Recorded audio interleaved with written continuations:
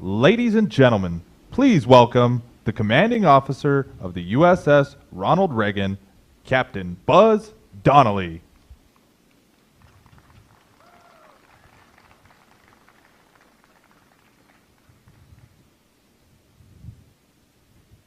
Warfighters, at ease.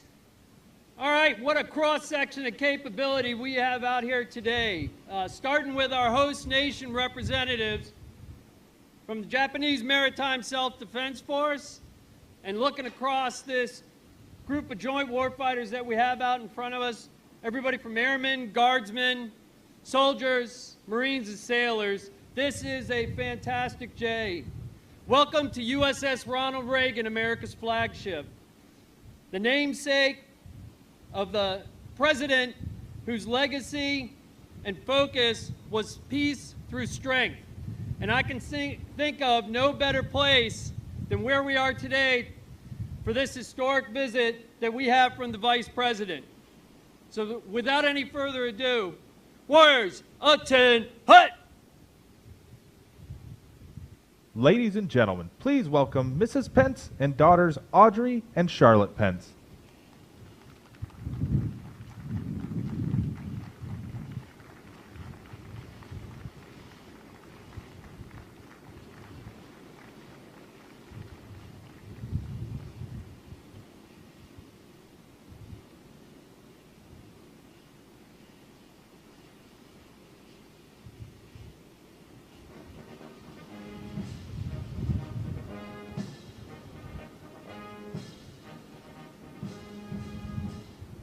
Ladies and gentlemen, the Vice President of the United States, Michael R.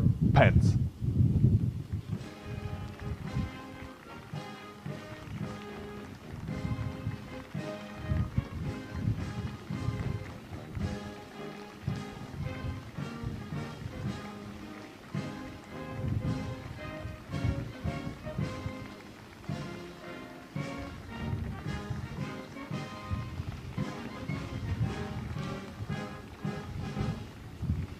Lieutenant General Martinez, Major General Charotti, Vice Admiral Aucoin, Vice Admiral Domon, Rear Admiral Williams, Rear Admiral Carter, Rear Admiral Inoue, Rear Admiral Shima, Captain Donnelly, Charge Highland, Ambassador Sasai, Director General Mulry, members of the United States Forces of Japan, the Japan Self-Defense Forces, it is my high honor and distinct privilege to join you here today on America's flagship, the USS Ronald Reagan, where every day all of you prove it can be done.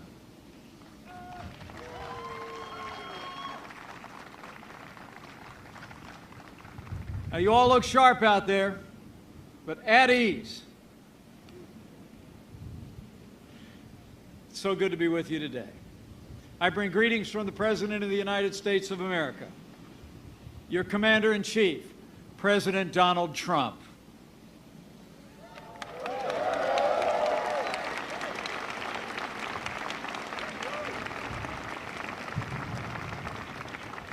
You know, I spoke to the President this morning just before I boarded the ship. He said to tell you that he's proud of you. And he said to me, I wish I could be where you are, and I know he meant it from the bottom of his heart. You know, the President sent me here today to thank you for your service, all of you, American and Japanese who have stood up, who stepped forward to protect our countries, our values, and our very way of life. You are the sons and daughters of freedom, willing to defend it with your life, so that your families, your fellow countrymen, and future generations may continue to call themselves free. Give yourselves a round of applause. All of America is proud of you.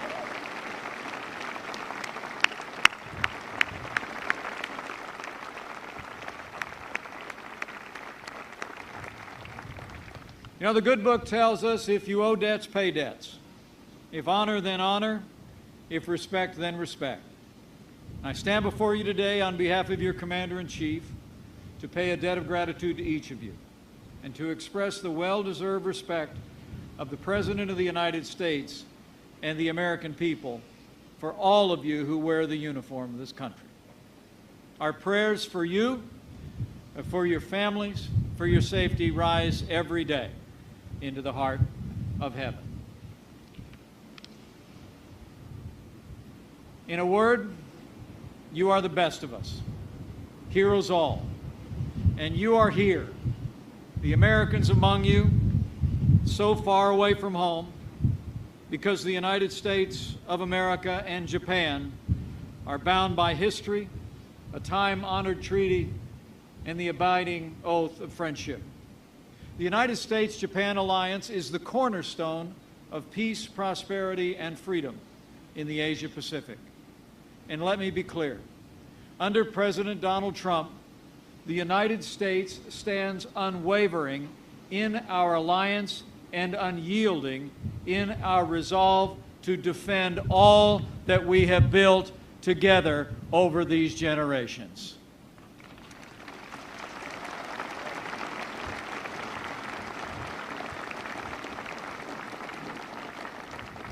Our bond with Japan is strong and growing stronger by the day. In February, only weeks after he took his oath of office, President Trump welcomed Prime Minister Abe to the White House, where they reaffirmed, in their words, their strong determination to further strengthen the U.S.-Japan alliance. You here, on the deck of this great ship, are the physical manifestation of that alliance. And I have to tell you, it is deeply inspiring to stand before you today and see what I see gathered here on this deck. Every American would be inspired and proud if they had this view, and I know I am.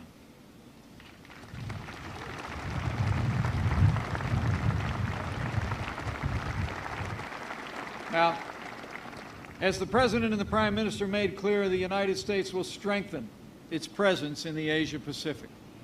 Japan will assume a larger role and responsibility in our alliance in the years ahead. And both of our nations will continue to expand our cooperation for our common defense. Under President Trump, the United States' commitment to Article 5 of our security treaty is unwavering. And our treaty covers all of the territories administered by Japan, including the Senkaku Islands. It's fitting that today I deliver this message aboard this great ship, a majestic ship, the USS Ronald Reagan, here at Yokosuka Naval Base. Her steel deck literally signifies the ironclad alliance our country enjoys with Japan and our enduring commitment to the Asia-Pacific.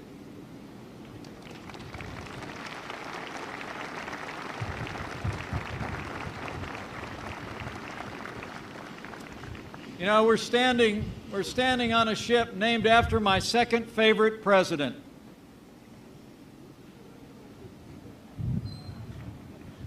Our 40th president, Ronald Reagan, was a great president who powerfully reminded us that peace only comes through strength.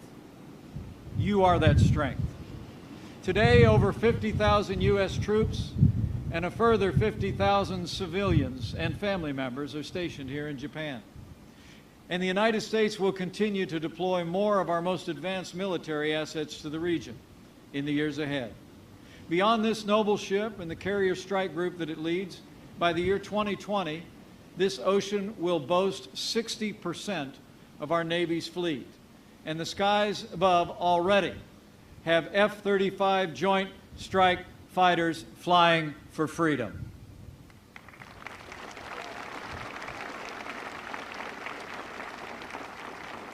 And you can rest assured, the full range of the United States military capability is dedicated to the protection of Japan. Japan, you are our friend. You are our ally. And on that foundation, we will face the future together. Under President Donald Trump, the United States, once again, will stand with our allies and stand up to our enemies.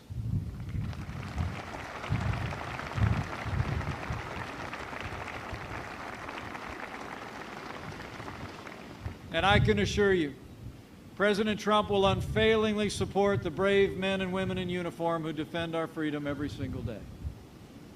You know, we're the proud parents of a United States Marine stationed as we speak at a naval air station in the south of the United States. And I have to tell you, as the parent of someone in the service, it's the greatest privilege of my life to serve as Vice President to a President who is so dedicated to the men and women of our armed forces, their families, and our veterans. I can tell you from my heart, President Donald Trump will be the best friend America's armed forces will ever have.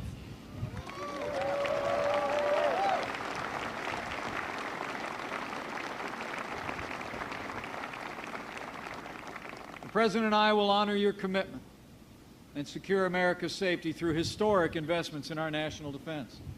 Just as President Ronald Reagan restored the armed forces in his day, so too President Donald Trump will make the strongest fighting force in the world even stronger still. Just look at what President Trump has already accomplished. In his first 100 days, President Trump has taken decisive action to end the era of budget cuts for America's military.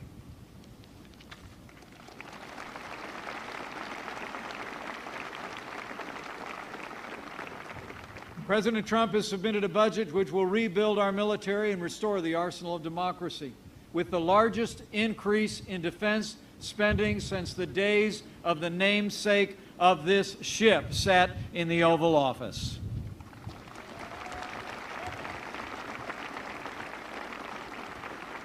And in just the past 2 weeks, the world witnessed the strength and resolve of our new president in the decisive action that he took in Syria and Afghanistan. The enemies of our freedom and this alliance would do well not to test the resolve of this president or the capabilities of the armed forces of the United States of America and our allies.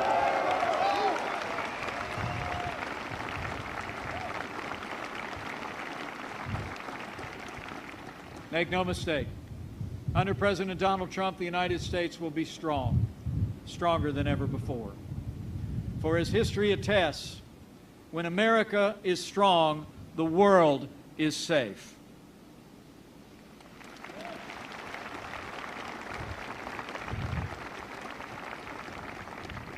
A strong America, militarily, economically, and diplomatically, is vitally important to this region and all who call it home.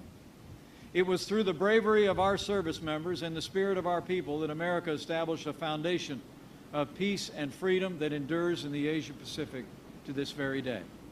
And under President Trump, the United States will continue to defend prosperity and ensure security on these seas and between our lands.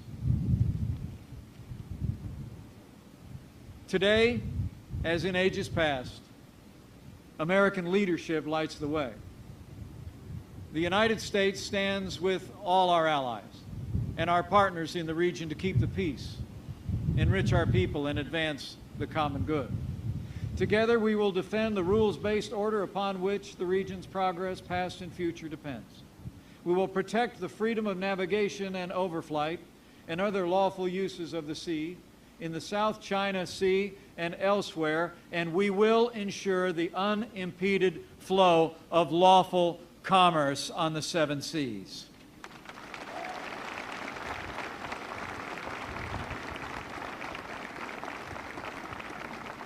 We will uphold international rules and norms, promote peaceful diplomatic dialogue to address issues of regional and international concern.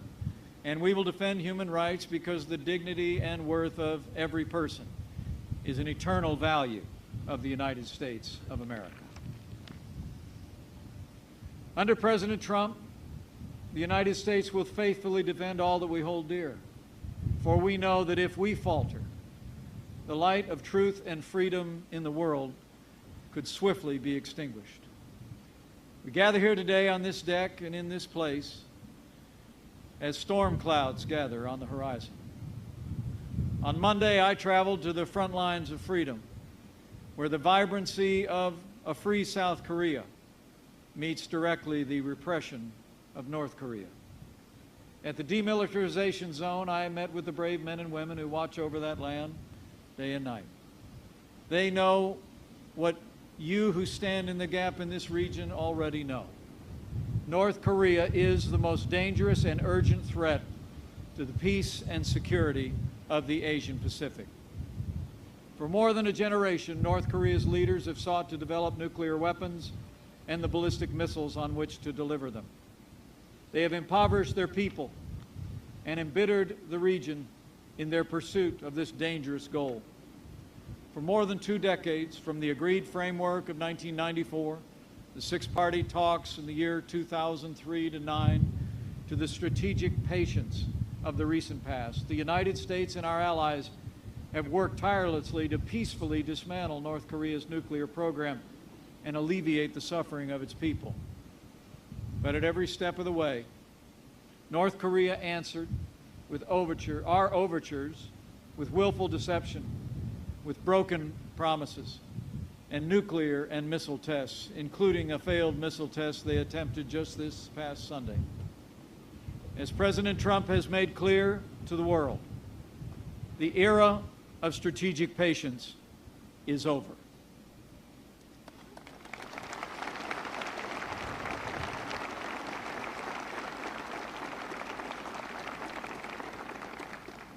At the President's direction, the policy of the United States will be to continue to work diligently with Japan, our allies across the region, China, and the wider world to bring economic and diplomatic pressure to bear on the regime in North Korea. And we will do so until they abandon their nuclear and ballistic missile programs. But as all of you know, readiness is the key. And you, the instruments of American policy, should know. All options are on the table. History will attest, the soldier does not bear the sword in vain. And those who would challenge our resolve or our readiness should know. We will defeat any attack and meet any use of conventional or nuclear weapons with an overwhelming and effective American response.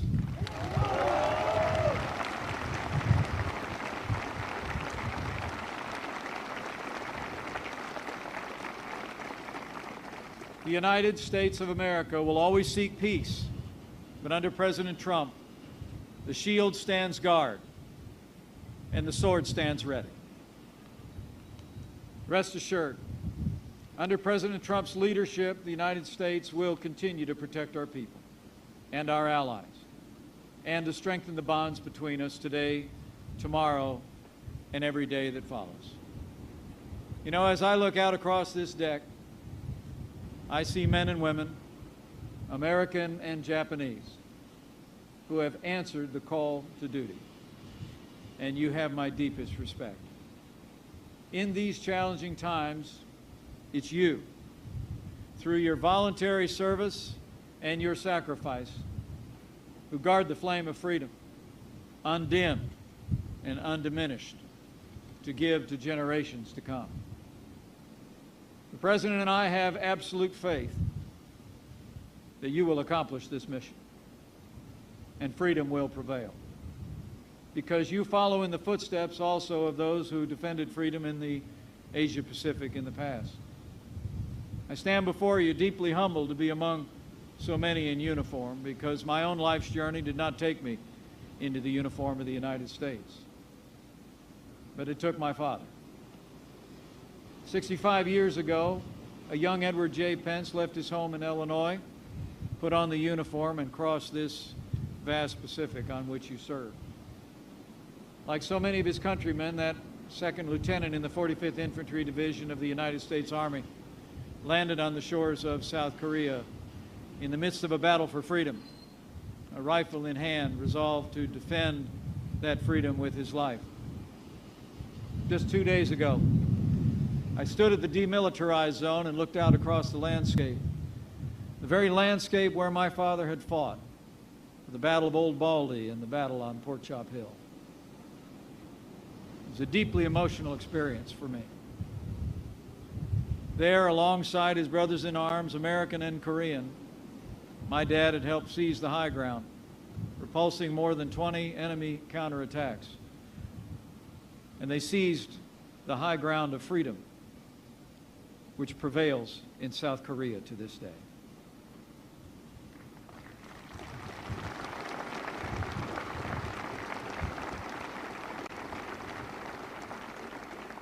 "64 years ago last week, my dad was had a medal pinned on his chest for his valor on the field of battle.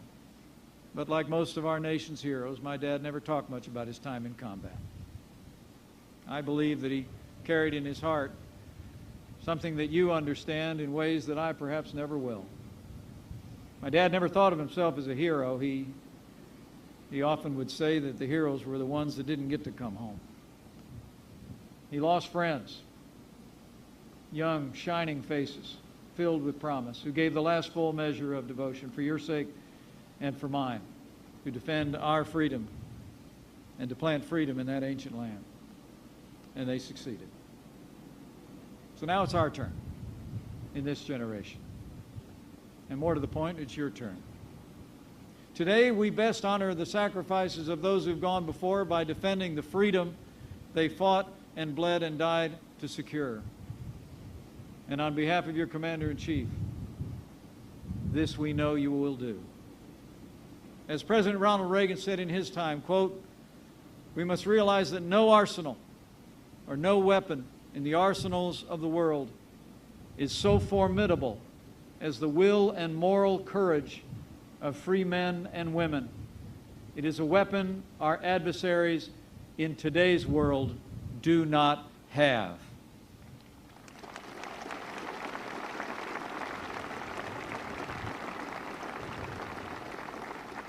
For generations, the United States has stood guard over the Asia Pacific, protecting freedom through our strength of will and strength of arms.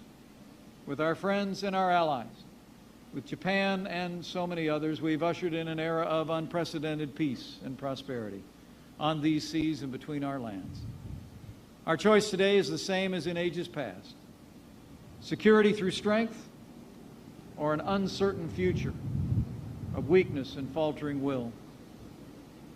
Let me assure you,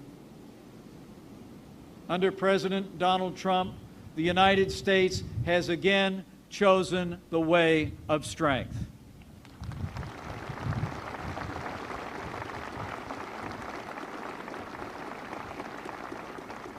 Under President Trump, the United States has chosen prosperity and security and an unwavering commitment to the Asia Pacific. And in the name of the generations that came before, together with our allies, with confidence in all of you and in the Commander-in-Chief who leads you, I know we will together go forth to meet the glorious future that awaits, a future of freedom for ourselves and our posterity. Thank you. Godspeed on the USS Reagan's imminent deployment. God bless you. God bless Japan. And God bless the United States of America.